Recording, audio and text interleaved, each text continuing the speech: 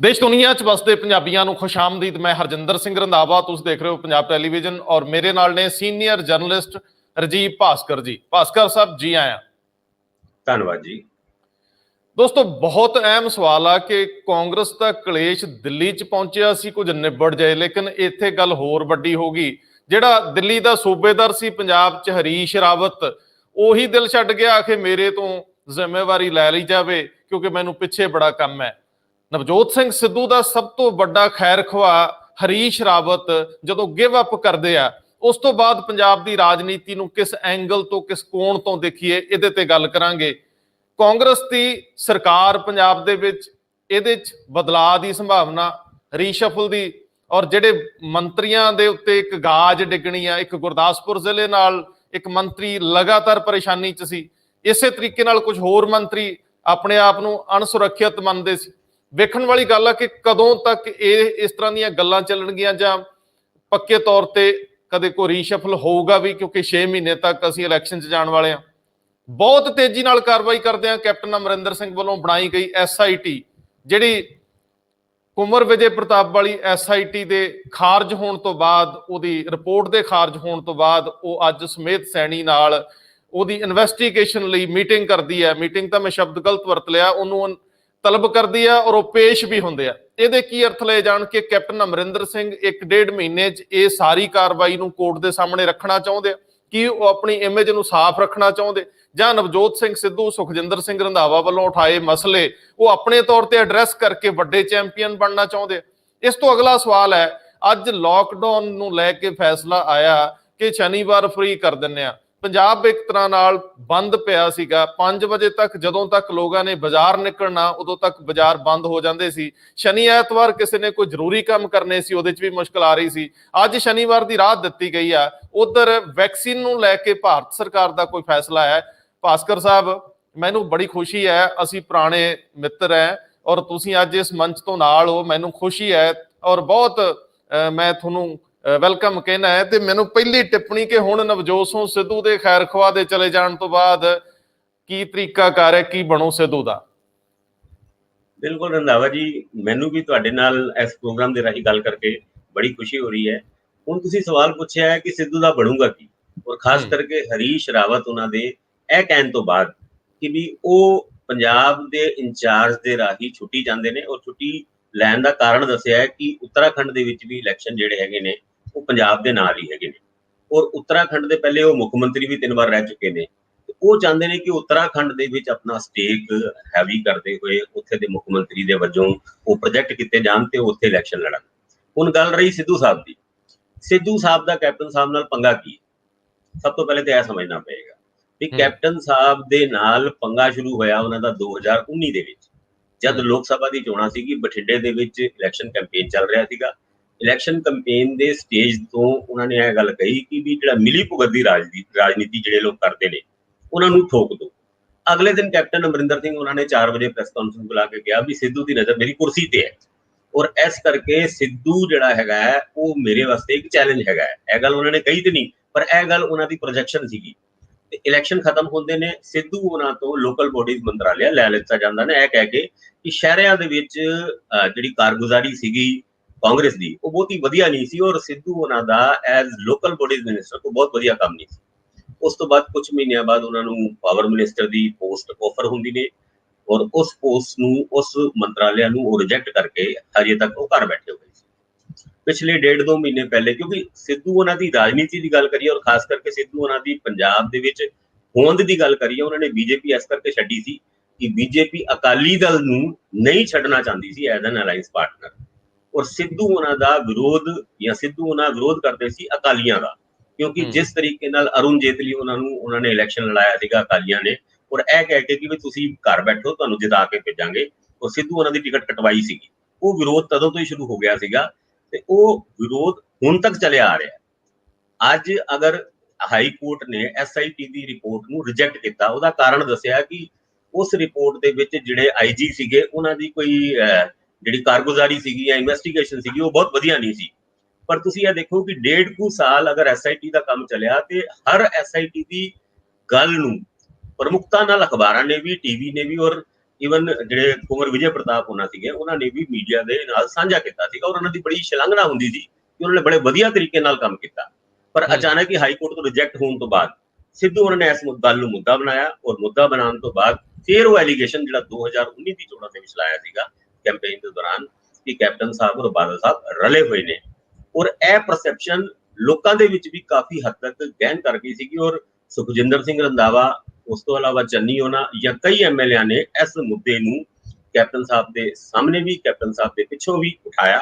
ਔਰ ਇਸ ਕਮੇਟੀ ਦੇ ਵਿੱਚ, ਜਿਹੜੀ ਕਮੇਟੀ ਦਾ ਜ਼ਿਕਰ ਆਪਾਂ ਕਰ ਰਹੇ ਹਾਂ, ਉਹਦੇ ਵਿੱਚ ਜਿਹੜੇ ਕੈਪਟਨ ਸਾਹਿਬ ਦੇ ਖਾਸੋਂ ਖਾਸ ਐਮਐਲਏ ਮੰਨੇ ਜਾਂਦੇ ਸੀ, ਉਹਨਾਂ ਨੇ ਵੀ ਇਹ ਮੁੱਦਾ ਚੱਕਿਆ ਕਿ ਅਗਰ ਇਸ ਮੁੱਦੇ ਦਾ ਖਾਸ ਕਰਕੇ ਬਹਿਬਲ ਕਲਾਂ, ਕੋਟਕਪੂਰਾ ਦੀ ਗੋਲੀकांड ਔਰ ਜਿਹੜੀ ਬੇਅਦਬੀਆਂ ਦੇ ਮੁੱਦੇ ਨੂੰ ਅਗਰ ਸੁਲਝਾਉਂਦੇ ਨਹੀਂ, ਉਹ ਦੋਸ਼ੀਆਂ ਨੂੰ ਸਜ਼ਾ ਨਹੀਂ ਦਿੱਤੀ ਜਾਂਦੀ, ਤੇ ਅੱਗੇ ਚੱਲ ਕੇ 2022 ਦੇ ਵਿੱਚ ਕਾਂਗਰਸ ਕਿਸ ਮੂੰਹ ਨਾਲ ਲੋਕਾਂ ਦੇ ਸਾਹਮਣੇ ਵੋਟ ਮੰਗੇਗੀ।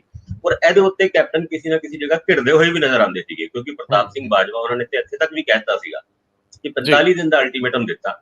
45 ਦਿਨ ਤੋਂ ਬਾਅਦ ਜੇ ਕੈਪਟਨ ਇਸ ਮੁੱਦੇ ਤੇ ਕੋਈ ਬਹੁਤਾ ਕੁਝ ਨਹੀਂ ਕਰਦੇ ਤੇ ਫਿਰ ਸਾਡੀ ਅਗਲੀ ਰਣਨੀਤੀ ਸ਼ੁਰੂ ਹੋਏਗੀ। ਪਰ ਸਿੱਧੂ ਉਹਨਾਂ ਦਾ ਹੁਣ ਇਹ ਗੱਲ ਚੱਲ ਰਹੀ ਹੈ ਕਿ ਸ਼ਾਇਦ ਸਿੱਧੂ ਉਹਨਾਂ ਨੂੰ ਪੀਪੀਸੀਸੀ ਪ੍ਰਧਾਨ ਬਣਾ ਦਿੱਤਾ ਜਾਏਗਾ। ਕੁਝ ਲੋਕ ਤੇ ਇਹ ਵੀ ਕਹਿ ਰਹੇ ਸੀਗੇ ਕਿ ਸ਼ਾਇਦ ਸਿੱਧੂ ਉਹਨਾਂ ਨੂੰ ਮੁੱਖ ਮੰਤਰੀ ਦੀ ਪੋਸਟ ਵਾਸਤੇ ਵੀ 2022 ਦੇ ਵਿੱਚ ਪ੍ਰੋਜੈਕਟ ਕੀਤਾ ਜਾਏਗਾ। ਇਹ ਕੀ ਹੁੰਦਾ ਹੈ ਕੀ ਨਹੀਂ ਹੁੰਦਾ, ਪਰ ਫਿਲਹਾਲ ਜਿਹੜੇ ਸੂਤਰ ਦੱਸ ਰਹੇ ਨੇ ਉਹ ਇਹ ਦੱਸ ਰਹੇ ਨੇ ਕਿ 2022 ਦੀ ਚੋਣਾਂ ਵੀ ਕੈਪਟਨ ਅਮਰਿੰਦਰ ਸਿੰਘ ਦੀ ਅਗਵਾਈ ਦੇ ਵਿੱਚ ਲੜੀ ਜਾਣਗੀਆਂ। ਔਰ ਇੱਕ ਪਾਸੇ ਇਹ ਵੀ ਅਫਵਾਹ ਚੱਲ ਰਹੀ ਹੈ ਕਿ ਪੀਪੀਸੀਸੀ ਦੇ ਪ੍ਰਧਾਨ ਸਿੱਧੂ ਉਹਨਾਂ ਨੂੰ ਬਣਾ ਦਿੱਤਾ ਜਾਏਗਾ। ਕੀ ਸਿੱਧੂ ਉਹਨਾਂ ਨੂੰ ਪੀਪੀਸੀਸੀ ਦਾ ਪ੍ਰਧਾਨ ਬਣਨਾ ਔਰ ਕੈਪਟਨ ਅਮਰਿੰਦਰ ਸਿੰਘ ਦਾ ਸੀਐਮ ਬਣੇ ਰਹਿਣਾ ਮਨਜ਼ੂਰ ਹੋਏਗਾ? ਕੀ ਕੈਪਟਨ ਅਮਰਿੰਦਰ ਸਿੰਘ ਨੂੰ ਸਿੱਧੂ ਉਹਨਾਂ ਦਾ ਪ੍ਰਧਾਨ ਕਾਂਗਰਸ ਦਾ ਬਣਾਉਣਾ ਉਹ ਮਨਜ਼ੂਰ ਹੋਏਗਾ? ਇਹ ਦੋਨੋਂ ਹੀ ਗੱਲਾਂ ਬਿਲਕੁਲ ਨਾਮੁਮਕਿਨ ਜੀ ਲੱਗ ਰਹੀਆਂ। ਔਰ ਅਗਰ ਐਦਾਂ ਦਾ ਹੁੰਦਾ ਹੈ ਤੇ ਅਗਲੇ 6 ਮਹੀਨੇ ਕਾਂਗਰਸ ਦੇ ਵਿੱਚ ਹੋਰ ਵੱਡਾ ਇੱਕ ਬਗਾਵਤ ਦਾ ਦੌਰ ਚੱਲ ਸਕਦਾ ਹੈ। ਇਹ ਬਿਲਕੁਲ ਸਮੱਸਿਆ ਦਾ ਹੱਲ ਨਹੀਂ। ਭਾਸਕਰ ਸਾਹਿਬ, ਤੁਸੀਂ ਬਹੁਤ ਪਿਆਰੀ ਗੱਲ ਕੀਤੀ ਹੈ, ਪਰ ਸਵਾਲ ਤਾਂ ਇਹ ਹੁੰਦਾ ਹੈ ਕਿ ਕੀ ਹਰੀਸ਼ ਰਾਵਤ ਦਾ ਇਸ ਮੌਕੇ ਤੇ ਪ੍ਰਦੇਸ਼ ਇੰਚਾਰਜ ਵਜੋਂ ਪਿਛਾਂਹ ਚਲੇ ਜਾਣਾ ਨਵਜੋਤ ਸਿੰਘ ਸਿੱਧੂ ਲਈ ਇੱਕ ਝਟਕਾ ਹੋ ਸਕਦਾ?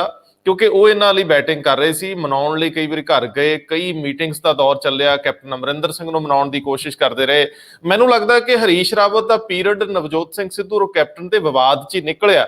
ਜੇ ਉਹ ਇਹਦੇ ਹੱਲ ਹੋਏ ਬਿਨਾਂ ਜਾ ਰਹੇ ਨੇ, ਜੇ ਉਹ ਜਾਣਾ ਸੀਗਾ ਉਹਨਾਂ ਨੇ, ਤਾਂ ਮੇਰੇ ਖਿਆਲ ਉਹ ਵੀ ਇਮੇਜ ਇਹ ਲੈ ਕੇ ਜਾਣਾ ਚਾਹੁੰਦੇ ਸੀ ਕਿ ਸਿੱਧੂ ਔਰ ਕੈਪਟਨ ਅਮਰਿੰਦਰ ਸਿੰਘ ਦੀ ਸਹਿਮਤੀ ਹੋ ਜਾਂਦੀ ਜਾਂ ਸਿੱਧੂ ਨੂੰ ਕਿਤੇ ਐਡਜਸਟ ਕਰਤਾ ਜਾਂਦਾ। ਇਹਦਾ ਮਤਲਬ ਕਿ ਨੇੜ ਭਵਿੱਖ 'ਚ ਕੋਈ ਐਡਜਸਟਮੈਂਟ ਨਹੀਂ ਹੋ ਰਹੀ, ਇਸ ਕਰਕੇ ਉਹ ਇਸ ਇਨਿੰਗ ਨੂੰ ਇੱਥੇ ਹੀ ਸਮਾਪਤ ਕਰ ਰਹੇ, ਬਜਾਏ ਇਹਦੇ ਕਿ ਉਹ ਜੇਤੂ ਤਰੀਕੇ ਨਾਲ ਜਾਂਦੇ ਕਿ ਮੈਂ ਸੁਲਝਾ ਕੇ ਚੱਲਿਆ, ਮੇਰੀ ਡਿਊਟੀ ਸੁਲਝਾਉਣ ਲਈ ਹੀ ਲੱਗੀ ਸੀਗੀ। ਉਦੋਂ ਵੀ ਕਰੂਸ਼ਲ ਟਾਈਮ ਸੀ, ਉਦੋਂ ਵੀ ਇਹੀ ਮਸਲੇ ਸੀ, ਲੇਕਿਨ ਉਹ ਇਹ ਦੁੱਖ ਲੈ ਕੇ, ਤਕਲੀਫ ਲੈ ਕੇ ਜੇ ਵਾਪਸ ਜਾ ਰਹੇ। ਦਾ ਮਤਲਬ ਕੁਝ ਵੀ ਅਜੇ ਨਹੀਂ ਹੋਇਆ, ਕਿਤੇ ਸਹਿਮਤੀ ਨਹੀਂ ਬਣੀ, ਟੋਟਲ ਰਿਊਮਰਸ ਨੇ, ਟੋਟਲ ਅਫਵਾਹਾਂ ਨੇ। ਮੈਨੂੰ ਲੱਗਦਾ ਤੁਹਾਡੀ ਮੈਂ ਵਿਊ ਪੁਆਇੰਟ ਜਾਣਨਾ ਚਾਹੂੰਗਾ। ਦੇਖੋ ਰੰਧਾਵਾ ਜੀ, ਸਭ ਤੋਂ ਪਹਿਲੇ ਤਾਂ ਜਿਹੜਾ ਤੁਸੀਂ ਕਹਿ ਰਹੇ ਹੋ ਕਿ ਹਰੀਸ਼ ਰਾਵਤ ਉਹਨਾਂ ਸਿੱਧੂ ਉਹਨਾਂ ਦੇ ਹਿਤੈਸ਼ੀ ਸੀਗੇ, ਉਹ ਅਸੀਂ ਹਿਤੈਸ਼ੀ ਵਾਲੀ ਫੀਲਿੰਗ ਇਸ ਕਰਕੇ ਲੈ ਰਹੇ ਹਾਂ ਕਿ ਸਿੱਧੂ ਉਹਨਾਂ ਦੇ ਘਰ ਬ੍ਰੇਕਫਾਸਟ ਉਹਨਾਂ ਨੇ ਕੀਤਾ, ਸਿੱਧੂ ਉਹਨਾਂ ਦੇ ਨਾਲ ਕਈ ਮੀਟਿੰਗ ਕੀਤੀ ਔਰ ਕੈਪਟਨ ਸਾਹਿਬ ਦੇ ਨਾਲ ਮੀਟਿੰਗਾਂ ਕਰਾਈਆਂ। ਇਹ ਸਾਰਾ ਕੁਝ ਹੋਇਆ। ਉਹ ਕੋਈ ਉਸ ਤੋਂ ਪਹਿਲੇ ਹਰੀਸ਼ ਰਾਵਤ ਉਹਨਾਂ ਸਿੱਧੂ ਉਹਨਾਂ ਦੇ ਕੋਈ ਦੋਸਤ ਨਹੀਂ ਸੀਗੇ। ਹਰੀਸ਼ ਰਾਵਤ ਉਹਨਾਂ ਨੂੰ ਜਿਹੜਾ ਹਾਈ ਕਮਾਂਡ ਤੋਂ ਇਨਸਟਰਕਸ਼ਨ ਮਿਲੀ ਹੋਈ ਸੀ ਉਹਨਾਂ ਨੂੰ ਉਹ ਫੋਲੋ ਕਰ ਰਹੇ ਸੀਗੇ। ਔਰ ਇਹ ਲੱਗਦਾ ਹੈ ਕਿ ਹਾਈ ਕਮਾਂਡ ਦਾ ਜ਼ੋਰ ਜਾਂ ਹਾਈ ਕਮਾਂਡ ਦੀ ਇਨਸਟਰਕਸ਼ਨ ਏਦਾਂ ਦੀ ਸੀਗੀ ਕਿ ਵੀ ਕਿਸੇ ਵੀ ਤਰੀਕੇ ਨਾਲ ਅਗਰ ਕੋਈ ਸੁਲਹ ਸਫਾਈ ਹੁੰਦੀ ਹੈ ਤਾਂ ਉਹ ਕਰਾਓ। ਉਹਦੇ ਵਿੱਚ ਤੁਸੀਂ ਇਹ ਦੇਖਿਆ, ਹੁਣ ਜਿਹੜੀ ਗੱਲ ਕਰਕੇ ਹਟੇ ਆ ਕਿ ਜੇ ਸਿੱਧੂ ਉਹਨਾਂ ਨੂੰ ਡਿਪਟੀ ਸੀਐਮ ਵੀ ਬਣਾ ਦਿੱਤਾ ਜਾਂਦਾ, ਪੀਪੀਸੀਸੀ ਪ੍ਰਧਾਨ ਵੀ ਬਣਾ ਦਿੱਤਾ ਜਾਂਦਾ, ਤੇ ਕੀ ਇਸ ਸਮੱਸਿਆ ਦਾ ਹੱਲ ਨਿਕਲ ਆਏਗਾ? ਮੈਨੂੰ ਏਦਾਂ ਲੱਗਦਾ ਹੈ ਕਿ ਜਿੱਦਾਂ ਕਹਿੰਦੇ ਆ ਕਿ ਇੱਕ ਮਿਆਨ ਦੇ ਵਿੱਚ ਹੁਣ ਦੋ ਤਲਵਾਰਾਂ ਨਹੀਂ ਰਹਿ ਸਕਦੀ। ਜਾਂ ਸਿੱਧੂ ਸਾਹਿਬ ਕੈਪਟਨ ਸਾਹਿਬ ਦੀ ਸੁਲਹ ਮੈਨੂੰ ਲੱਗਦਾ ਨਹੀਂ ਕਿ ਕਿਸੇ ਵੀ ਤਰੀਕੇ ਨਾਲ ਹੋ ਸਕਦੀ ਹੈ। ਔਰ ਅਗਰ ਸਿੱਧੂ ਉਹਨਾਂ ਡਿਪਟੀ ਸੀਐਮ ਦੀ ਪੋਸਟ ਲੈ ਕੇ ਇਸ ਗੱਲ ਨੂੰ ਮੰਨਦੇ ਨੇ ਵੀ ਹੁਣ ਮੇਰਾ ਕੋਈ ਝਗੜਾ ਨਹੀਂ ਕੈਪਟਨ ਸਾਹਿਬ ਤੋਂ, ਤੇ ਇਹ ਗੱਲ ਪ੍ਰੂਵ ਹੁੰਦੀ ਹੈ ਕਿ ਸਿੱਧੂ ਉਹਨਾਂ ਦੀ ਅੱਖ ਸਿਰਫ ਡਿਪਟੀ ਸੀਐਮ ਦੀ ਕੁਰਸੀ ਦੇ ਉੱਤੇ ਸੀਗੀ, ਸਿਰਫ ਕੁਰਸੀ ਤੇ ਝਗੜੇ ਨਹੀਂ ਸੀ, ਸਿਰਫ ਕੁਰਸੀ ਤੇ ਸੀਗੀ। ਦੂਜੇ ਪਾਸੇ ਕੈਪਟਨ ਸਾਹਿਬ ਅਗਰ ਸਿੱਧੂ ਉਹਨਾਂ ਨੂੰ ਡਿਪਟੀ ਸੀਐਮ ਜਾਂ ਪੀਪੀਸੀਸੀ ਪ੍ਰਧਾਨ ਐਕਸੈਪਟ ਕਰਦੇ ਨੇ, ਤੇ ਜਿਹੜੇ ਉਹਨਾਂ ਨੇ ਬੜਕਾ ਮਾਰੀਆਂ ਸੀਗੀ ਅਖਬਾਰਾਂ ਦੇ ਵਿੱਚ ਜਾਂ ਜਿਹੜਾ ਲੋਕ ਪਬਲਿਕਲੀ ਉਹਨਾਂ ਨੇ ਇਹ ਗੱਲ ਕਹੀ ਸੀ ਵੀ ਸਿੱਧੂ ਦੇ ਵਾਸਤੇ ਕਾਂਗਰਸ ਦੇ ਦਰਵਾਜ਼ੇ ਬੰਦ ਹੋ ਚੁੱਕੇ ਨੇ, ਉਸ ਗੱਲ ਦਾ ਕੀ ਬਣੂਗਾ? ਹਾਲਾਂਕਿ ਰਾਜਨੀਤੀ ਦੇ ਵਿੱਚ ਕੋਈ ਵੀ ਚੀਜ਼ ਅਸੰਭਵ ਨਹੀਂ ਹੁੰਦੀ। ਹੁਣ ਜਿੱਦਾਂ ਖਹਿਰਾ ਸਾਹਿਬ ਦੁਬਾਰਾ ਕਾਂਗਰਸ ਦੇ ਵਿੱਚ ਆਏ ਨੇ, ਇਹੀ ਖਹਿਰਾ ਸਾਹਿਬ ਸੀਗੇ ਜਿਨ੍ਹਾਂ ਨੇ ਇੱਕ ਐਲੀਗੇਸ਼ਨ ਲਾਇਆ ਸੀਗਾ, ਈਵਨ ਪਰਸਨਲ ਐਲੀਗੇਸ਼ਨ ਵੀ ਕੈਪਟਨ ਅਮਰਿੰਦਰ ਸਿੰਘ ਉਹਨਾਂ ਦੇ ਉੱਤੇ ਲਾਏ ਸੀਗੇ, ਔਰ ਕੈਪਟਨ ਅਮਰਿੰਦਰ ਸਿੰਘ ਆਪ ਉਹਨਾਂ ਨੂੰ ਕਾਂਗਰਸ ਦੇ ਵਿੱਚ ਲੈ ਕੇ ਆਏ ਨੇ। ਰਾਣਾ ਗੁਰਜੀਤ ਸਿੰਘ ਉਹਨਾਂ ਦੇ ਨਾਲ ਉਹਨਾਂ ਦਾ 36 ਦਾ ਆંકੜਾ, ਇੱਕੋ ਜ਼ਿਲ੍ਹੇ ਦੇ ਵਿੱਚ ਹੁਣ ਉਹ ਆਪਣੀ ਕਾਂਗਰਸ ਦੇ ਨੇਤਾ ਦੇ ਰੂਪ ਵਿੱਚ ਕੰਮ ਕਰਨਗੇ। ਯਾਨੀ ਰਾਜਨੀਤੀ ਦੇ ਵਿੱਚ ਸੰਭਾਵਨਾਵਾਂ ਤੋਂ ਇਨਕਾਰ ਨਹੀਂ ਕੀਤਾ ਜਾਂਦਾ, ਪਰ ਜਿਹੜੀ ਗੱਲ ਸਾਹਮਣੇ ਨਜ਼ਰ ਆਉਂਦੀ ਹੈ, ਲੱਗਦਾ ਨਹੀਂ ਕਿ ਸਿੱਧੂ ਉਹਨਾਂ ਦੇ ਡਿਪਟੀ ਸੀਐਮ ਬਣਨ ਜਾਂ ਪੀਪੀਸੀਸੀ ਪ੍ਰਧਾਨ ਬਣਨ ਜਾਂ ਕੋਈ ਹੋਰ ਉੱਚੀ ਪੋਸਟ ਤੋਂ ਬਾਅਦ ਕੈਪਟਨ ਸਾਹਿਬ ਨੂੰ ਇਹ ਗੱਲ ਬਰਦਾਸ਼ਤ ਹੋਏਗੀ, ਔਰ ਇਹੀ ਸਿੱਧੂ ਉਹਨਾਂ ਨੂੰ ਵੀ ਬਰਦਾਸ਼ਤ ਨਹੀਂ ਹੋਏਗੀ ਕਿ ਕੈਪਟਨ ਸਾਹਿਬ ਦੀ ਅਗਵਾਈ ਦੇ ਵਿੱਚ ਉਹਨਾਂ ਦੇ ਅੰਡਰ ਉਹ ਕੰਮ ਕਰਨ, ਬਸ਼ਰਤੇ ਇਹ ਜਿਹੜੇ ਮੁੱਦੇ ਉਹਨਾਂ ਨੇ ਉਠਾਏ ਆ ਉਹਨਾਂ ਮੁੱਦਿਆਂ ਦਾ ਹੱਲ ਨਹੀਂ ਹੁੰਦਾ। ਅੱਛਾ, ਮੈਨੂੰ ਭਾਸਕਰ ਸਾਹਿਬ ਇਹ ਦੱਸਿਓ ਕਿ ਅੱਜ ਜਿਵੇਂ ਐਸਆਈਟੀ ਨੇ ਜਦੋਂ ਸੱਦਿਆ ਸਮੇਤ ਸੈਣੀ ਨੂੰ ਤੇ ਉਹ ਬੜੀ ਆਸਾਨੀ ਨਾਲ ਪੇਸ਼ ਹੋ ਗਏ, ਇਹੀ ਜਦੋਂ ਉਹਨਾਂ ਨੂੰ ਕੁੰਵਰ ਵਿਜੇ ਪ੍ਰਤਾਪ ਵਾਲੀ ਜਾਂ ਕੋਈ ਹੋਰ ਐਸਆਈਟੀ ਬੁਲਾ ਰਹੀ ਸੀ, ਉਹਦੇ ਵਿੱਚ ਉਹ ਬੜੀ ਮੁਸ਼ਕਲ ਨਾਲ ਜਾ ਰਹੇ ਸੀ ਔਰ ਕਈ ਤਰੀਕਾਂ ਲੈ ਰਹੇ ਸੀ, ਕੋਰਟਾਂ ਦੇ ਵਿੱਚ ਜਾ ਰਹੇ ਸੀਗੇ।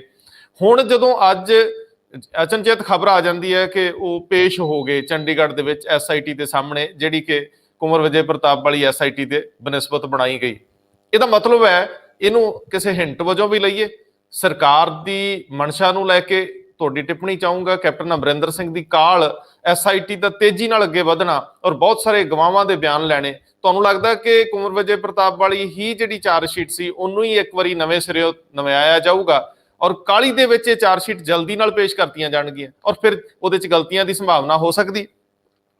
ਬਿਲਕੁਲ ਠੀਕ ਕਹਿ ਰਹੇ ਹੋ ਰੰਧਾਵਾ ਜੀ। ਤੁਸੀਂ ਯਾਦ ਕਰੋ ਜਦ ਕੁੰਵਰ ਵਿਜੇ ਪ੍ਰਤਾਪ ਦੀ ਐਸਆਈਟੀ ਨੇ ਕੰਮ ਕਰਨਾ ਬੰਦ ਕੀਤਾ ਸੀ, ਜਿਹਨੂੰ ਕਹੀਏ ਆਪਾਂ, ਲਾਸਟ ਉਹਨਾਂ ਦੀ ਇਹੀ ਖਬਰ ਸੀਗੀ ਕਿ ਉਹ ਹਰਿਆਣਾ ਦੀ ਜੇਲ੍ਹ ਦੇ ਵਿੱਚ ਬਾਬਾ ਗੁਰਮੀਤ ਰਾਮ ਰਹੀਮ ਨੂੰ ਮਿਲਣ ਜਾਣਗੇ ਔਰ ਉਹਨਾਂ ਦੇ ਉੱਤੇ ਇਨਵੈਸਟੀਗੇਸ਼ਨ ਕਰਨਗੇ, ਕਿੱਦਾਂ ਉਹਨਾਂ ਨੇ ਅਕਸ਼ੈ ਕੁਮਾਰ ਦੇ ਨਾਲ ਸੁਖਬੀਰ ਬਾਦਲ ਉਹਨਾਂ ਦੀ ਮੀਟਿੰਗ ਹੋਈ ਸੀ ਜਾਂ ਹੋਰ ਏਦਾਂ ਦੇ ਮਸਲੇ, ਉਹਨਾਂ ਦਾ ਜਵਾਬ ਗੁਰਮੀਤ ਰਾਮ ਰਹੀਮ ਤੋਂ ਮੰਗਿਆ ਜਾਏਗਾ।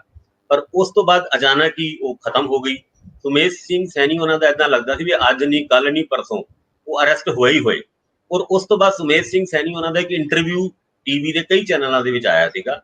ਉਸ ਇੰਟਰਵਿਊ ਤੋਂ ਬਾਅਦ ਉਹਨਾਂ ਦੀ ਐਸਆਈਟੀ ਦੇ ਸਾਹਮਣੇ ਕੋਈ ਪੇਸ਼ੀ ਨਹੀਂ ਹੋਈ ਔਰ ਬਾਅਦ ਚੋਂ ਉਹ ਐਸਆਈਟੀ ਹਾਈ ਕੋਰਟ ਨੇ ਰਿਜੈਕਟ ਕਰਤੀ।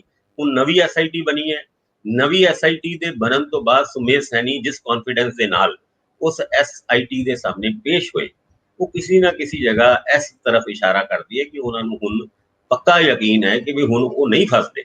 ਜੋ ਉਹਨਾਂ ਦੀ ਔਕੜਾਂ ਸੀਗੀ, ਖਾਸ ਕਰਕੇ ਕੁੰਵਰ ਵਿਜੇ ਪ੍ਰਤਾਪ ਦੀ ਹੈਡ ਕਰਨ ਵਾਲੀਆਂ ਉਹਨਾਂ ਦੀ ਐਸਆਈਟੀ ਤੋਂ, ਉਹ ਹੁਣ ਐਸਆਈਟੀ ਤੋਂ, ਇਸ ਵਾਲੀ ਜਿਹੜੀ ਐਸਆਈਟੀ ਹੈ ਉਹਦੇ ਤੋਂ ਬਹੁਤਾ ਉਹਨਾਂ ਨੂੰ ਕੋਈ ਡਰ ਨਹੀਂ ਹੈਗਾ। ਔਰ ਤੁਹਾਨੂੰ ਲੱਗਦਾ ਕਿ ਜਿਹੜੀ ਜੱਜਮੈਂਟ ਮਾਣਯੋਗ ਹਾਈ ਕੋਰਟ ਵੱਲੋਂ ਆਈ ਸੀਗੀ ਉਹਦੇ ਵਿੱਚ ਕਈ ਤਰ੍ਹਾਂ ਦੀ ਪ੍ਰੋਟੈਕਸ਼ਨ ਆਪ ਮੁਹਾਰੇ ਇਹਨਾਂ ਲੋਕਾਂ ਨੂੰ ਲੱਗਦਾ ਹੈ ਹਾਸਲ ਹੋ ਗਈ, ਕਿ ਕਈ ਕਲੂ ਨੇ, ਕਈ ਗੱਲਾਂ ਐਸੀਆਂ ਨੇ ਜਿੱਥੇ ਐਸਆਈਟੀ ਦੇ ਹੱਥ ਵੱਜੇ ਹੋਏ ਹੋਣਗੇ, ਥੱਲੇ ਦੀਆਂ ਅਦਾਲਤਾਂ ਵੀ ਉੱਪਰ ਦੀ ਅਦਾਲਤ ਦੇ ਫੈਸਲੇ ਨੂੰ ਬੜੀ ਸੰਜੀਦਗੀ ਨਾਲ ਵੇਖਦੀਆਂ ਨਿਹਾਰਦੀਆਂ ਨੇ, ਇਹ ਲੋਕ ਕੌਨਫੀਡੈਂਟ ਨੇ ਸਾਡਾ ਹੁਣ ਕੋਈ ਵਾਲ ਵਿੰਗਾ ਨਹੀਂ ਕਰ ਸਕਦਾ। ਤੁਹਾਨੂੰ ਲੱਗਦਾ ਕਿ ਇਹ ਫਿਰ ਬੇਅਦਬੀ ਮਾਮਲਿਆਂ ਦੀਆਂ ਜਾਂਚਾਂ ਕਿਸੇ ਤਣ ਪੱਤਣ ਲੱਗਣ ਨਹੀਂ ਵਾਲੀਆਂ, ਬਸ ਐਵੇਂ ਇਲੈਕਸ਼ਨਾਂ ਦਾ ਇੱਕ ਏਜੰਡਾ ਰਹਿ ਜੂ, ਸਿਆਸਤਾਂ ਲਈ ਇੱਕ ਰੌਲਾ ਰੱਪਾ ਰਹਿ ਜੂ ਔਰ ਜਿਹੜਾ ਇਨਸਾਫ ਲੋਕਾਂ ਲਈ ਦੂਰ ਦੀ ਕੌਡੀ ਹੋ ਗਿਆ ਇਹ ਐਵੇਂ ਹੀ ਲਟਕਦਾ ਰਹੂ?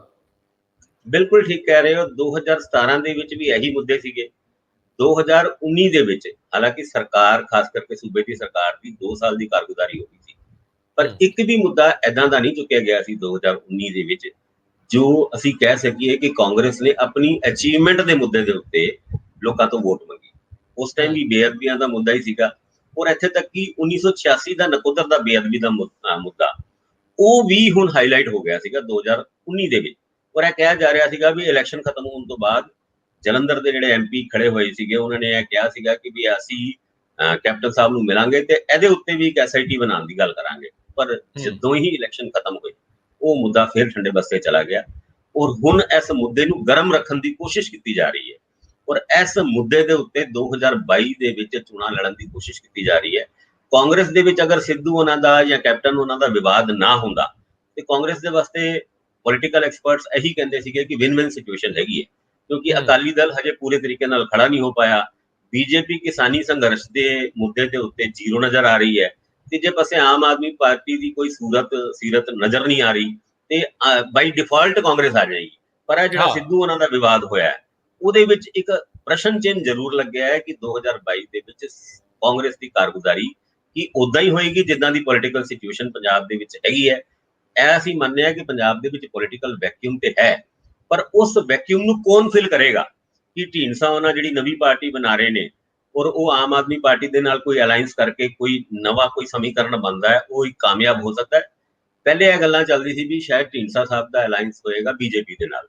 ਹੁਣ ਬੀਜੇਪੀ ਐਦਾਂ ਦੀ ਪਾਰਟੀ ਪੰਜਾਬ ਵਿੱਚ ਬਣ ਚੁੱਕੀ ਹੈ ਕਿ ਬੀਜੇਪੀ ਦੇ ਨਾਲ ਅਲਾਈਅੰਸ ਕਰਨਾ ਕਿਸੇ ਵੀ ਪੋਲੀਟੀਕਲ ਪਾਰਟੀ ਵਾਸਤੇ ਕੋਈ ਫਾਇਦੇ ਵਾਲਾ ਸੌਦਾ ਜਾਂ ਨਹੀਂ ਰਹਿ ਗਿਆ, ਕਿਉਂਕਿ ਬੀਜੇਪੀ ਪੰਜਾਬ ਦੇ ਵਿੱਚ ਹੁਣ 0-0 ਜੀ ਨਜ਼ਰ ਆਉਂਦੀ ਹੈ।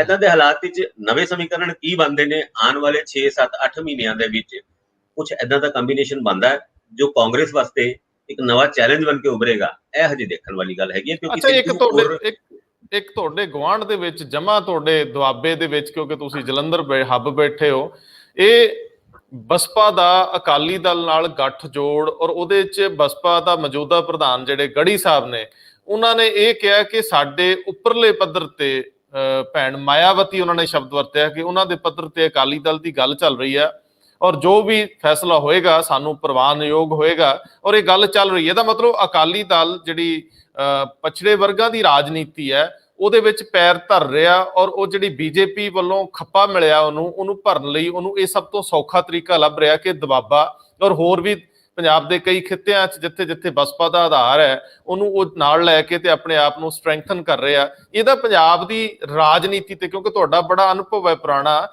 ਖਾਸ ਤੌਰ ਤੇ ਉਸ ਖਿੱਤੇ ਦਾ, ਕਿ ਬਸਪਾ ਨਾਲ ਹੁਣ ਉਹ ਵੋਟ ਹੈਗੀ ਆ ਜਿਹੜੀ ਐਕਚੁਅਲੀ ਬਸਪਾ ਦੀ ਮੰਨੀ ਜਾਂਦੀ ਸੀ, ਉਹ ਕਾਂਗਰਸ ਕੋਲ ਕਿੰਨੀ ਕੁ ਹੈ। ਔਰ ਇਹ ਜਦੋਂ ਬੀਜੇਪੀ ਦਲਿਤ ਪੱਤਾ ਖੇਡ ਰਹੀ ਆ, ਸੀਐਮ ਦਾ ਚਿਹਰਾ ਵੀ ਉਹ ਕਿਸੇ ਪਛੜੇ ਵਰਗਾਂ ਦੇ ਵਿੱਚੋਂ ਲਿਆਉਣਾ ਚਾਹ ਰਹੀ, ਉਸ ਮੌਕੇ ਤੇ ਇਸ ਜਿਹੜੀ ਵੋਟ ਦਾ ਇੱਕ ਜਗ੍ਹਾ ਇਕੱਠੀ ਪੈਣਾ ਬਸਪਾ ਨੂੰ ਜਾਂ ਕਾਂਗਰਸ ਨੂੰ ਜਾਂ ਬੀਜੇਪੀ ਦੇ ਸੀਐਮ ਵਾਲੇ ਪੱਤੇ ਨੂੰ, ਤੁਹਾਨੂੰ ਉੱਥੇ ਕੀ ਲੱਗਦੀਆਂ ਸੰਭਾਵਨਾਵਾਂ?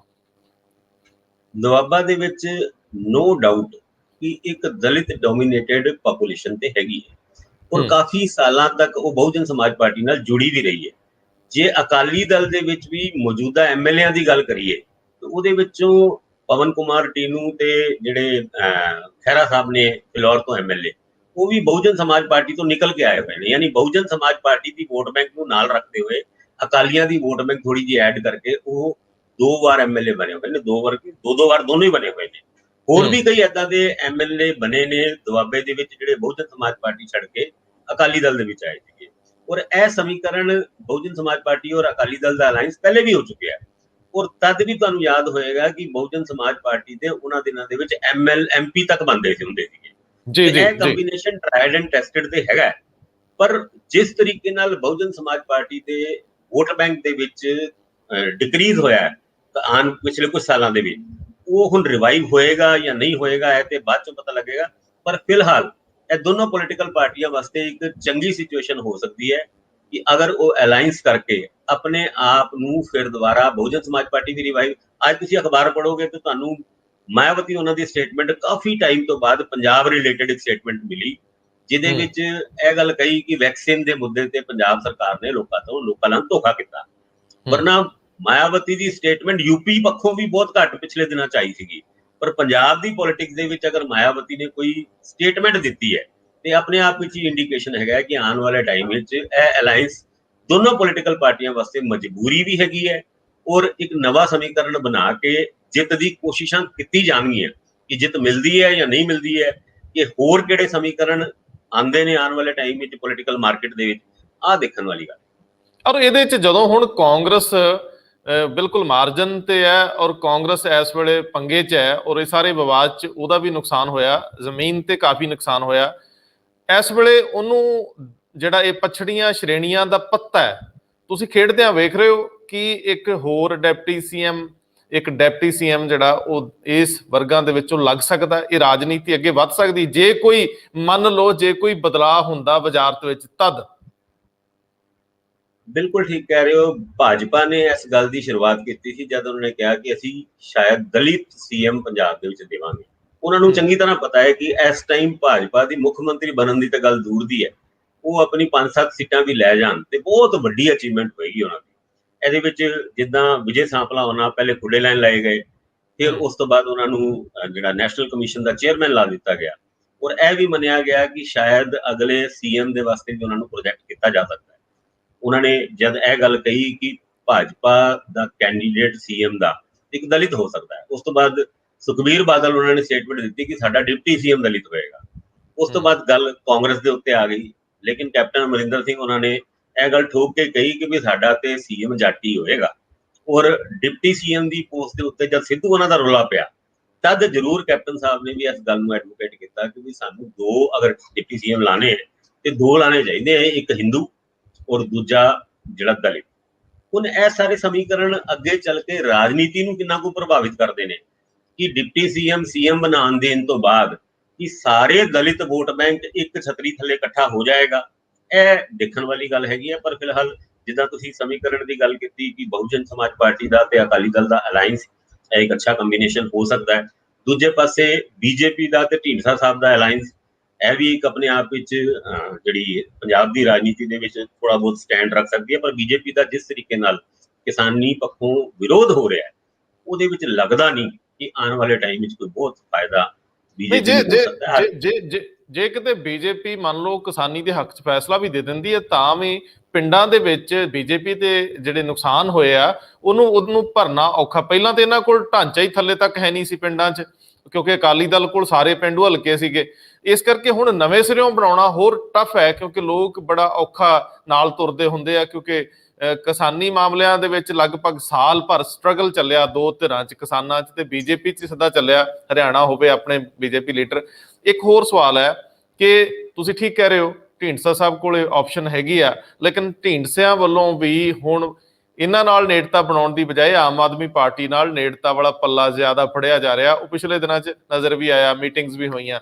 ਇੱਕ ਆਖਰੀ ਗੱਲ ਜਿੱਥੋਂ ਅਸੀਂ ਤੁਰਨਾ ਹੈ, ਆ ਜਿਹੜਾ ਹੁਣ ਅੱਜ ਫੈਸਲਾ ਕੀਤਾ ਕੈਪਟਨ ਸਾਹਿਬ ਕਹਿੰਦੇ ਚਲੋ ਵਿਆਹ 'ਚ ਵੀ 20 ਜਾਣੇ ਚਲੇ ਜਾਇਆ ਕਰੋ ਤੇ ਸ਼ਨੀਵਾਰ ਵੀ ਤੁਹਾਨੂੰ ਖੁੱਲ੍ਹ ਦੇ ਦਿੰਦੇ ਆ, ਸ਼ਾਮ 6 ਵਜੇ ਤੱਕ ਤੁਰ ਫਿਰ ਲਓ।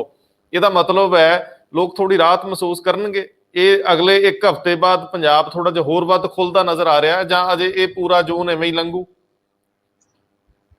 ਦੇਖੋ, ਉਮੀਦ ਸੀਗੀ ਇਸ ਗੱਲ ਦੀ, ਜਿਸ ਤਰੀਕੇ ਨਾਲ ਪੂਰੇ ਦੇਸ਼ ਦੇ ਵਿੱਚ ਕਰੋਨਾ ਦੇ ਕੇਸ ਦੇ ਵਿੱਚ ਵਾਧਾ ਹੋਇਆ, ਖਾਸ ਕਰਕੇ ਪਿਛਲੇ 2 ਮਹੀਨਿਆਂ ਦੇ ਵਿੱਚ, ਔਰ ਹੁਣ 4,14,000 ਪਹੁੰਚਣ ਤੋਂ ਬਾਅਦ 1 ਲੱਖ ਦੇ ਕਰੀਬ ਕੇਸ ਦੇਸ਼ ਦੇ ਵਿੱਚ ਰਹਿ ਗਏ, ਔਰ ਪੰਜਾਬ ਦੇ ਵਿੱਚ ਤਕਰੀਬਨ 9,000 ਤੋਂ ਘੱਟ ਕੇ ਹੁਣ 1,500 ਕੇਸ ਰਹਿ ਗਏ। ਇਹ ਆਪਣੇ ਆਪ ਵਿੱਚ ਚੰਗਾ ਇੰਡੀਕੇਸ਼ਨ ਤੇ ਹੈਗਾ। ਹੁਣ ਸੋਚਣਾ ਇਸ ਗੱਲ ਦਾ ਜ਼ਰੂਰੀ ਹੈਗਾ ਹੈ ਕਿ ਕੀ ਇਹ ਮੈਨੀਪੂਲੇਸ਼ਨ ਤੇ ਨਹੀਂ ਹੈਗੀ, ਪਰ ਮੈਨੀਪੂਲੇਸ਼ਨ ਹੋਏਗੀ ਵੀ ਉਹ ਵੀ ਸਾਹਮਣੇ ਆ ਜਾਏਗੀ। ਕਿਉਂਕਿ ਜੇ ਤੁਸੀਂ ਪੇਪਰ ਹੀ ਨਾ ਦਿਓ ਤੇ ਐਗਜ਼ਾਮ ਦਾ ਰਿਜ਼ਲਟ ਕੀ ਆਊਗਾ? ਜੇ ਟੈਸਟਿੰਗ ਨਾ ਹੋਏ ਤੇ ਫਿਰ ਪਲੱਸ ਕੇਸ ਜਾਂ ਮਾਈਨਸ ਕੇਸ, ਉਹਦਾ ਕੋਈ ਮਾਇਨਾ ਨਹੀਂ ਰੱਖਦਾ। ਪਰ ਫਿਲਹਾਲ ਇਹ ਜਿਹੜੀ ਕਰਫਿਊ ਦੇ ਵਿੱਚ ਢਿੱਲ ਦਿੱਤੀ ਗਈ ਹੈ, ਇਹ ਲੋਕਾਂ ਦੇ ਵਾਸਤੇ ਇੱਕ ਜ਼ਰੂਰ ਚੰਗੀ ਗੱਲ ਹੈਗੀ ਹੈ। ਪਰ ਉਸ ਢਿੱਲ ਦੇ ਤਰੀਕੇ ਨਾਲ ਨਾ ਵਰਤੋ। ਘੱਟ ਤੋਂ ਘੱਟ ਆਪਣੇ ਕਰੋਨਾ ਪ੍ਰੋਟੋਕੋਲਸ ਨੂੰ ਇੰਪਲੀਮੈਂਟ ਕਰੋ ਜਾਂ ਕਰੋਨਾ ਤੋਂ ਬਚ ਕੇ ਰਹੋ, ਕਿਉਂਕਿ ਸਰਕਾਰਾਂ ਨੇ ਤੇ ਇੱਕ ਸਟੇਟਮੈਂਟ ਹੀ ਦੇਣੀ ਹੁੰਦੀ ਹੈ। ਜੇ ਕਰੋਨਾ ਦਾ ਪ੍ਰਭਾਵ ਤੁਹਾਡੇ ਉੱਤੇ ਪੈਂਦਾ ਹੈ ਤੇ ਤੁਸੀਂ ਆਪ ਬਚਣਾ ਹੈ। ਇਸ ਗੱਲ ਦਾ ਧਿਆਨ ਲੋਕਾਂ ਨੂੰ ਰੱਖਣਾ ਚਾਹੀਦਾ ਹੈ। ਪਰ ਲੋਕੀ ਜਾਂ ਮਾਹੌਲ ਇੱਕ ਨਾਰਮਲਸੀ ਵੱਲ ਜਾ ਰਿਹਾ ਹੈ, ਇਹ ਆਪਣੇ ਆਪ ਵਿੱਚ ਬੜੀ ਚੰਗੀ ਗੱਲ ਹੈਗੀ ਹੈ, ਔਰ ਰੱਬ ਕਰੇ ਕਿ ਇਹ ਨਾਰਮਲਸੀ ਕੰਟੀਨਿਊ ਰਹੇ। ਅੱਛਾ, ਉਹ ਦਿੱਲੀ 'ਚ ਵੀ ਇੱਕ ਅਨਾਉਂਸਮੈਂਟ ਹੋਈ ਆ, ਜਾਂਦੇ ਜਾਂਦੇ ਉਹ ਵੀ ਦੱਸਦੇ ਜਾਇਓ। ਦੇਖੋ, ਅੱਜ ਵੈਕਸੀਨ ਦੇ ਮੁੱਦੇ ਤੇ ਮੋਦੀ ਸਾਹਿਬ ਦੀ ਬੜੀ ਕਿਰਕਿਰੀ ਹੋਈ, ਔਰ ਕਿਹਾ ਗਿਆ ਕਿ 35,000 ਕਰੋੜ ਦਾ ਪ੍ਰੋਵੀਜ਼ਨ ਲਾਸਟ ਬਜਟ ਦੇ ਵਿੱਚ ਰੱਖਿਆ ਗਿਆ ਸੀਗਾ ਵੈਕਸੀਨੇਸ਼ਨ ਦੇ ਵਾਸਤੇ। ਔਰ ਜਦ ਵੈਕਸੀਨੇਸ਼ਨ ਵੰਡਣ ਦੀ ਵਾਰੀ ਆਈ ਤੇ ਸੂਬਿਆਂ ਨੂੰ ਕਹਿ ਦਿੱਤਾ ਗਿਆ ਵੀ ਤੁਸੀਂ ਇਸ ਰੇਟ ਤੇ ਖਰੀਦੋ, ਪ੍ਰਾਈਵੇਟ ਹਸਪੀਟਲ ਵਾਲੇ ਇਸ ਰੇਟ ਤੇ ਖਰੀਦਣਗੇ ਤੇ ਅਸੀਂ ਇਸ ਰੇਟ ਤੇ ਖਰੀਦਾਂਗੇ। ਉਸ ਰੇਟ ਦੇ ਵਿੱਚ ਵੀ ਕਾਫੀ ਫਰਕ ਸੀਗਾ, ਔਰ ਉਸ ਰੇਟ ਦੇ ਫਰਕ ਕਰਕੇ ਹੀ ਪੰਜਾਬ ਦੇ ਜਿਹੜੇ ਮੰਤਰੀ ਸੀਗੇ, ਉਹਨਾਂ ਨੇ ਇੱਕ ਬਾਣੀਆਂ ਵਾਲਾ ਖੇਡ ਖੇਡਿਆ ਕਿ ਵੀ 400 ਰੁਪਏ ਦੀ ਖਰੀਦ ਕੇ ਜੇ ਪ੍ਰਾਈਵੇਟ ਹਸਪੀਟਲ ਵਾਲਿਆਂ ਨੂੰ ਅੱਧੀ ਵੈਕਸੀਨ 1,060 ਰੁਪਏ ਦੀ ਵੇਚ ਦਈਏ ਤੇ ਸਾਨੂੰ ਉਸ ਤੋਂ ਬਾਅਦ ਜਿਹੜੇ ਬਾਕੀ ਦੀ 50% ਹੈ ਫ੍ਰੀ ਦੇ ਦਈਏ, ਤਾਂ ਵੀ ਸਾਨੂੰ 4 ਪੈਸੇ ਬਚਦੇ ਹੀ ਹੈਗੇ। ਚਲੋ, ਉਹ ਬਾਣੀਆਂ ਵਾਲਾ ਗੇਮ ਚੱਲਿਆ ਤੇ ਨਹੀਂ, ਪਰ ਫਿਲਹਾਲ ਉਹਨਾਂ ਨੂੰ ਇਹ ਡਿਸੀਜ਼ਨ ਵਾਪਿਸ ਲੈਣਾ ਪਿਆ। ਔਰ ਅੱਜ ਮੋਦੀ ਸਾਹਿਬ ਨੇ ਵੀ ਦੇਰ ਆਏ ਦੁਰਸਤ ਆਏ ਇਹ ਗੱਲ ਜ਼ਰੂਰ ਕਹੀ ਹੈ ਕਿ ਆਉਣ ਵਾਲੇ ਟਾਈਮ ਵਿੱਚ ਸਾਰੇ ਸੂਬਿਆਂ ਨੂੰ ਵੈਕਸੀਨੇਸ਼ਨ ਫ੍ਰੀ ਦਿੱਤੀ ਜਾਏਗੀ, ਔਰ 21 ਜੂਨ ਤੋਂ 18 ਤੋਂ 44 ਸਾਲ ਤੇ ਜਿਹੜੇ ਕੈਟਾਗਰੀ ਦੇ ਲੋਕ ਨੇ, ਉਹਨਾਂ ਨੂੰ ਵੈਕਸੀਨੇਸ਼ਨ ਦੀ ਕੋਈ ਕਮੀ ਨਹੀਂ ਆਉਣ ਦਿੱਤੀ ਜਾਏਗੀ। ਔਰ ਵੈਕਸੀਨੇਸ਼ਨ ਨੂੰ ਵੈਕਸੀਨਸ ਨੂੰ ਜ਼ਿਆਦਾ ਤੋਂ ਜ਼ਿਆਦਾ ਮਾਤਰਾ ਦੇ ਵਿੱਚ ਖਰੀਦਣ ਵਾਸਤੇ ਪੂਰੇ ਇੰਤਜ਼ਾਮ ਕਰ ਲਿੱਤੇ ਗਏ ਨੇ। ਔਰ ਅਗਰ ਕਿਸੇ ਨੇ ਪ੍ਰਾਈਵੇਟ ਹਸਪੀਟਲ ਤੋਂ ਇਹੀ ਵੈਕਸੀਨ ਲਵਾਉਣੀ ਹੈ ਤੇ ਪ੍ਰਾਈਵੇਟ ਹਸਪੀਟਲ 150 ਰੁਪਏ ਦਾ ਚਾਰਜ ਕਰ ਸਕਦਾ ਹੈ। ਨਾਲ ਦੇ ਨਾਲ ਮੋਦੀ ਸਾਹਿਬ ਨੇ ਇੱਕ ਬਹੁਤ ਵੱਡੀ ਅਨਾਉਂਸਮੈਂਟ ਕੀਤੀ ਹੈ ਕਿ 80 ਕਰੋੜ ਗਰੀਬ ਲੋਕਾਂ ਨੂੰ ਅਗਲੇ ਨਵੰਬਰ ਤੱਕ ਫ੍ਰੀ ਅਨਾਜ ਮਿਲੇਗਾ। ਔਰ ਇਹ ਅਨਾਜ ਦਾ ਮੁੱਦਾ ਵੀ ਇਸ ਕਰਕੇ ਆਇਆ ਹੈ ਕਿ ਦਿੱਲੀ ਸਰਕਾਰ ਨੇ ਉਹਨੇ ਘਰ ਘਰ ਰਾਸ਼ਨ ਵਾਲੀ ਯੋਜਨਾ ਸ਼ੁਰੂ ਕੀਤੀ ਸੀ। ਹਾਂ ਬਿਲकुल ਉਸ ਘਰ ਘਰ ਰੋਸ਼ਨ ਦੀ ਯੋਜਨਾ ਨੂੰ ਕੇਂਦਰ ਦੀ ਸਰਕਾਰ ਨੇ ਰਿਜੈਕਟ ਕੀਤਾ ਔਰ ਅੱਜ ਹੀ ਮੋਦੀ ਸਾਹਿਬ ਨੇ ਕਿਹਾ ਕਿ ਨਹੀਂ, ਫ੍ਰੀ ਰਾਸ਼ਨ ਦੇਣਾ ਤੇ ਫਿਰ ਅਸੀਂ ਦੇਵਾਂਗੇ, ਕੇਜਰੀਵਾਲ ਸਰਕਾਰ ਕਿਉਂ ਗਏ। ਯਾਨੀ ਇੱਕ ਪੋਲੀਟੀਕਲ ਵੀ ਇਹਦੇ ਵਿੱਚ ਕੰਪਲਸ਼ਨ ਮੋਦੀ ਸਾਹਿਬ ਵਾਸਤੇ ਨਜ਼ਰ ਆ ਰਹੀ ਸੀਗੀ। ਔਰ 30 ਤਰੀਕ ਨੂੰ ਸੁਪਰੀਮ ਕੋਰਟ ਦੇ ਵਿੱਚ ਮੋਦੀ ਸਰਕਾਰ ਨੂੰ ਜਵਾਬ ਦੇਣਾ ਹੈ ਕਿ ਇਹ ਜਿਹੜੇ ਰੇਟ ਤੈਅ ਕੀਤੇ ਸੀਗੇ 3 ਤਰੀਕੇ ਦੇ, ਉਹ ਕਿਸ ਆਧਾਰ ਤੇ ਕੀਤੇ ਸੀਗੇ, ਕਦੋਂ ਵੈਕਸੀਨੇਸ਼ਨ ਦਾ ਆਰਡਰ ਦਿੱਤਾ ਸੀਗਾ ਔਰ ਕਿੱਦਾਂ ਵੈਕਸੀਨ ਆਈ ਔਰ ਕਿਸ ਆਧਾਰ ਤੇ ਸੂਬਿਆਂ ਦੇ ਵਿੱਚ ਵੰਡੀ ਗਈ, ਜੋ ਕਿ ਬੜੇ ਔਖੇ ਸਵਾਲ ਨੇ ਮੋਦੀ ਸਰਕਾਰ ਵਾਸਤੇ। ਉਹਨਾਂ ਸਵਾਲਾਂ ਤੋਂ ਬਚਣ ਵਾਸਤੇ ਅੱਜ ਮੋਦੀ ਸਾਹਿਬ ਨੇ ਪਹਿਲੇ ਪੇਪਰ ਲੀਕ ਕਰਤਾ ਔਰ ਇਹ ਗੱਲ ਕਹੀ ਕਿ ਹੁਣ ਵੈਕਸੀਨ ਅਸੀਂ ਫ੍ਰੀ ਦੇਵਾਂਗੇ। ਅੱਛਾ, ਇੱਕ ਸਟੇਟਸਮੈਨ ਲਈ ਜਿਹੜਾ ਆਪਣੀ ਛਵੀ ਆਪਣੇ ਆਪ ਹੀ ਸਟੇਟਸਮੈਨ ਦੀ ਦਿਖਾਉਂਦਾ ਰਿਹਾ ਹੋਵੇ, ਉਹਦੇ ਲਈ ਬੜਾ ਔਖਾ ਹੁੰਦਾ ਹੈ ਕਿ ਅੰਤਰਰਾਸ਼ਟਰੀ ਪੱਧਰ ਤੇ ਬਣਿਆ ਅਕਸ ਧੜਾਮ ਕਰਕੇ ਡਿੱਗਦਾ ਹੈ। ਫਿਰ ਉਹ ਜੇ ਕਰੋਨਾ ਨੂੰ ਲੈ ਲਈਏ ਤੇ ਉਸ ਤੋਂ ਪਹਿਲਾਂ ਕਿਸਾਨੀ ਨੂੰ, ਦੋਨਾਂ ਨੂੰ ਇਕੱਠਿਆਂ ਕਰ ਲਈਏ, ਦੋਨੇ ਇੰਟਰਮਿਕਸ ਹੈਗੇ ਆ ਕਿ ਤੁਸੀਂ ਪੁੱਠੇ ਜਿਹੇ ਫੈਸਲੇ ਕਰੋਨਾ 'ਚ ਕਿਉਂ ਲਏ। ਫਿਰ ਕਰੋਨਾ ਦੇ ਵਿੱਚ ਹੀ ਕਿਸਾਨਾਂ ਨੇ ਇੰਨਾ ਜ਼ਿਆਦਾ ਸੰਤਾਪ ਹੰਢਾਇਆ ਭਰ ਸਰਦੀ 'ਚ। ਸੋ ਮੈਨੂੰ ਲੱਗਿਆ ਕਿ ਇਸ ਤਰ੍ਹਾਂ ਦੀ ਇਮੇਜ ਦਾ ਇੱਕ ਵੱਡਾ ਅਕਸ ਉਸਾਰ ਲੈਣਾ ਤੇ ਫਿਰ ਧੜਮ ਕਰਕੇ ਡਿੱਗ ਪੈਣਾ, ਉਹ ਹੁਣ ਔਖਾ ਹੈ ਮੋਦੀ ਜੀ ਨੂੰ ਪਹਿਲੀ ਸਥਿਤੀ 'ਚ ਪਹੁੰਚਣਾ। ਹੱਥ ਪੈਰਨ ਤੇ ਬਾਹਰ ਨਹੀਂ ਗਈ। ਸੋ ਮੈਂ ਬਹੁਤ ਧੰਨਵਾਦ ਕਰਦਾ ਹਾਂ, ਮੈਨੂੰ ਬੜਾ ਚੰਗਾ ਲੱਗਿਆ ਭਾਸਕਰ ਸਾਹਿਬ ਨਾਲ ਗੱਲ ਕਰਕੇ। ਅਸੀਂ ਦੂਰਦਰਸ਼ਨ ਦੇ ਮੰਚ ਤੋਂ ਅਕਸਰ ਇਕੱਠੇ ਹੁੰਦੇ ਸੀ ਤੇ ਅੱਜ ਇੱਕ ਅਰਸੇ ਬਾਅਦ ਇੱਥੇ ਉਹਨਾਂ ਨੂੰ ਦੇਖ ਕੇ ਤਸੱਲੀ ਹੋਈ ਆ। ਔਰ ਮੈਂ ਕੋਸ਼ਿਸ਼ ਕਰੂੰਗਾ ਕਿ ਸਾਡੇ ਨਾਲ ਅੱਗੇ ਤੁਰਦੇ ਰਹਿਣ ਭਾਸਕਰ ਸਾਹਿਬ ਨਾਲ, ਅਸੀਂ ਦਿਨ ਬ ਦਿਨ ਗੱਲਬਾਤ ਅੱਗੇ ਵਧਾਉਂਦੇ ਰਵਾਂਗੇ ਕਿਉਂਕਿ ਨਜ਼ਰੀਆ ਬੜਾ ਸਾਫ਼ ਰੱਖਦੇ ਆ, ਗੱਲ ਸਿੱਧੀ ਸਟੇਟ ਫਾਰਵਰਡ ਕਰਦੇ, ਘਮਾਉਂਦੇ ਫਿਰਾਉਂਦੇ ਜ਼ਿਆਦਾ ਨਹੀਂ। ਤੇ ਅੱਜ ਕੱਲ ਲੋਕਾਂ ਕੋਲ ਸਮੇਂ ਦੀ ਕਿੱਲਤ ਰਹਿੰਦੀ ਆ, ਸਾਰੇ ਹੀ ਚਾਹੁੰਦੇ ਗੱਲ ਸਿੱਧੀ ਜੀ ਹੋਵੇ ਤੇ ਹੋਵੇ ਵੀ ਦਿਲ ਤੋਂ। ਮਿਹਰਬਾਨੀ, ਧੰਨਵਾਦ ਜੀ।